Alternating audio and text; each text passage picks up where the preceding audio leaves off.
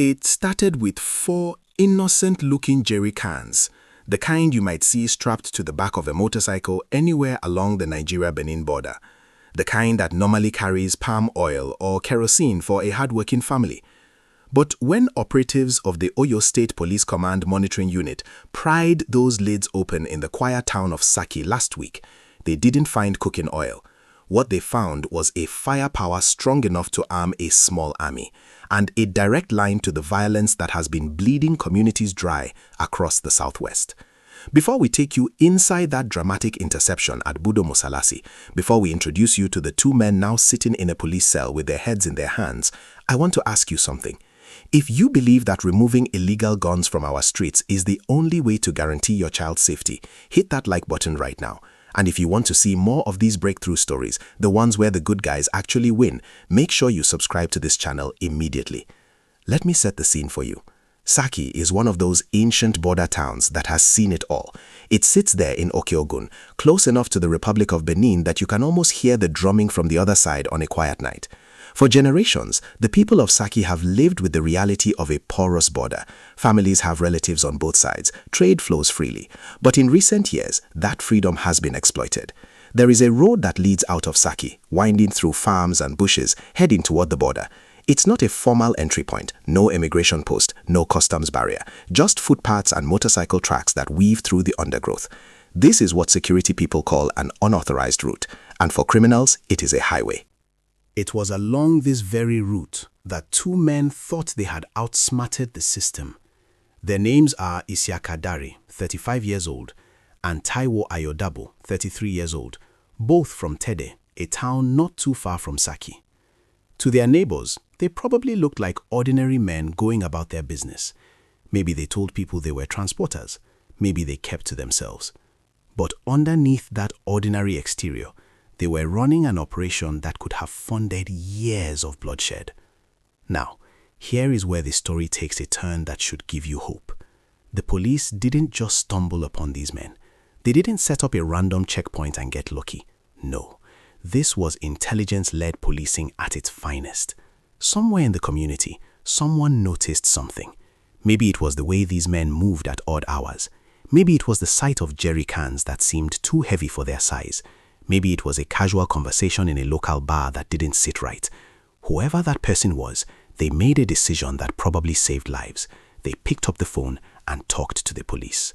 That information traveled through the right channels until it landed with the command monitoring unit, Saki Operation Base. These are the men and women who know the terrain like the back of their hands. They don't just sit in offices, they walk the ground, they talk to the locals, they understand the rhythms of the border. When the tip came in, they didn't rush, they planned, they watched, they waited for the perfect moment. Picture the scene at Budo Mosalasi. It's a small settlement, the kind of place where everyone knows everyone. The roads are dusty, the air is thick with the smell of wood smoke and frying plantains. On a normal day, the biggest news might be someone's goat going missing. But on this day, the police moved in. They had information that a consignment was coming through. 2 motorcycles, unregistered, moving carefully along the bush paths. On the back of those motorcycles, 4 jerry cans. Not the usual yellow plastic ones you see everywhere. These ones had been modified. They looked ordinary on the outside, but inside they had been packed with death. When the operatives flagged down the motorcycles, the suspects didn't run. Maybe they were confident in their cover. Maybe they thought the police would wave them through. But when the officers started tapping on those jerry cans, when they demanded to see inside, the faces of Isiaka Dare and Taiwo Ayodabo must have fallen. Can you imagine the silence in that moment? The realization that your freedom, your operation, your entire world is about to collapse. The police pried open the first jerry can. Inside, instead of liquid, they found neat stacks of packets, pump-action cartridges. They opened the second, more packets. The third, the fourth. When they finished counting, the numbers were staggering, 105 packets in total. Each packet contained 25 cartridges. Do the math with me. That is 2,625 rounds of ammunition. 2,625. Now, I want you to pause for a moment and think about what that number represents. A single pump-action cartridge in the wrong hands can end a life. It can orphan a child. it can widow a wife. It can turn a breadwinner into a corpse on a roadside. 2,625 cartridges is enough ammunition for multiple armed robbery gangs to operate for months. It is enough to supply kidnappers who terrorize the Abuja-Kaduna highway. It is enough to arm bandits who raid villages in the dead of night. Let me ask you a question, and I want you to answer honestly in the comments. How many lives do you think were saved by this single interception? How many families will sleep peacefully tonight because these bullets never reach their targets? Think about that as we continue. Back at the station, under the quiet but firm pressure of interrogation, the story began to spill out. Isiaka and Taiwo talked, and what they revealed painted a picture of a well-oiled criminal machine. This was not a one-off job. They had been at this for a while. Their operation was transnational, a fancy word that simply means they crossed borders for business.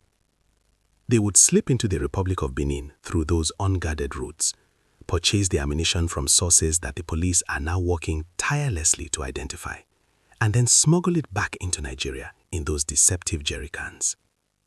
From there, the distribution network would kick in. Those 2 unregistered motorcycles that the police recovered, they weren't just for transport. They were the delivery vehicles, silent, anonymous, able to navigate the back roads and avoid checkpoints. The ammunition would be moved from Saki to other parts of Oyo State, and likely beyond, to Kwara, to Ogun, to Lagos, to anywhere the demand existed. And the demand, sadly, is huge. This arrest in Saki is not an isolated incident.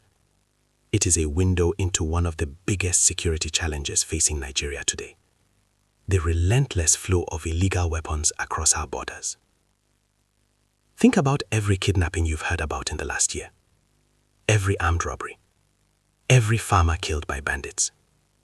Behind almost every one of those incidents, there is a gun.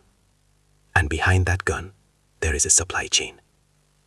People like Isiaka Dare and Taiwo Ayodabo are the middlemen of death. They don't necessarily pull the trigger themselves, but they put the bullets in the gun. The Republic of Benin has its own challenges with arms proliferation. Its coastline is notoriously difficult to police, and weapons from conflicts in the Sahel region have been trickling down through West Africa for years. Nigeria, with its massive market and high demand, is the natural destination for these illegal shipments.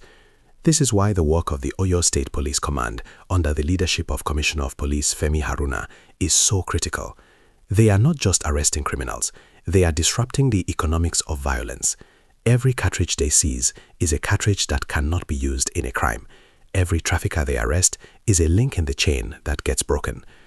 Back in Saki, news of the arrest spread like wildfire through the markets and motor parks. I spoke to a trader there, a man who sells provisions near the main roundabout. He told me, "We hear gunshots sometimes at night from the border areas.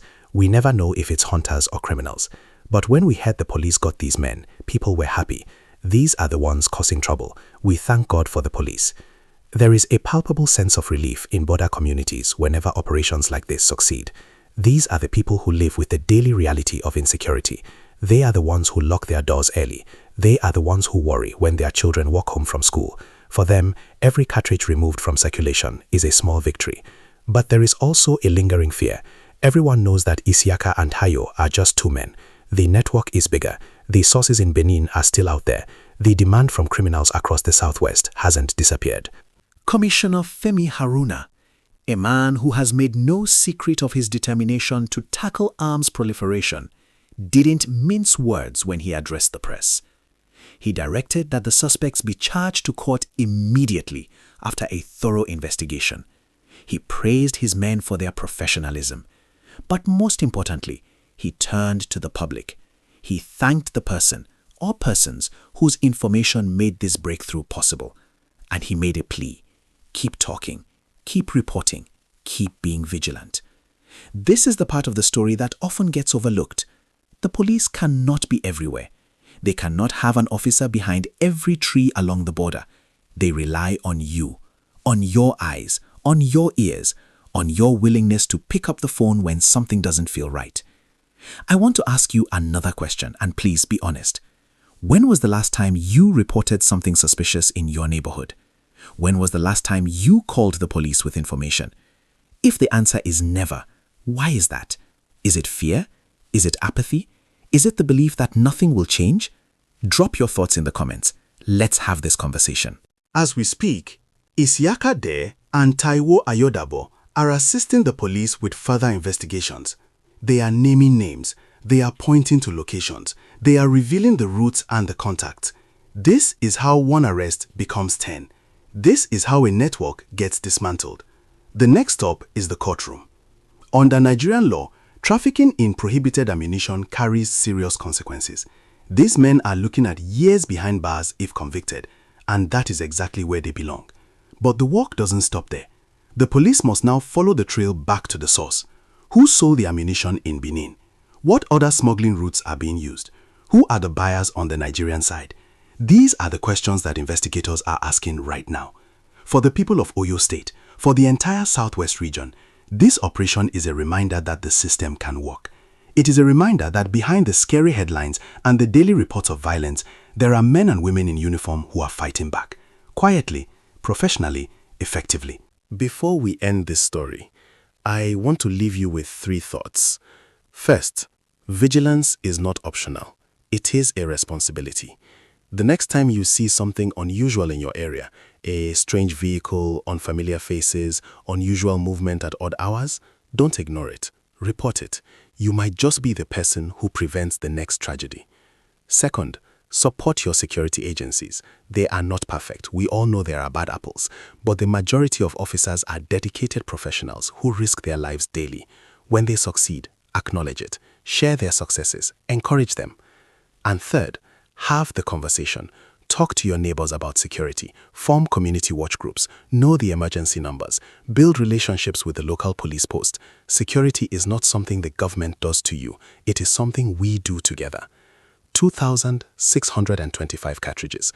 That is what this story is about. But it is also about the lives attached to each one of those cartridges. The lives that would have been taken. The families that would have been shattered. The communities that would have been terrorized. Today, those cartridges are in police custody. They will never be fired in anger. They will never pierce a human body.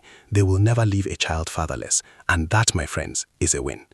If this story has moved you, if you believe in the importance of removing illegal weapons from our streets, I have one final request. Hit that like button. Share this video with everyone you know. Let them see that progress is possible. Let them see that the good guys are fighting back. And if you haven't already, subscribe to this channel right now. We bring you stories like this every week. Stories of courage, of justice, of hope. Until next time, stay safe, stay alert, and remember, your information could be the one that saves a life.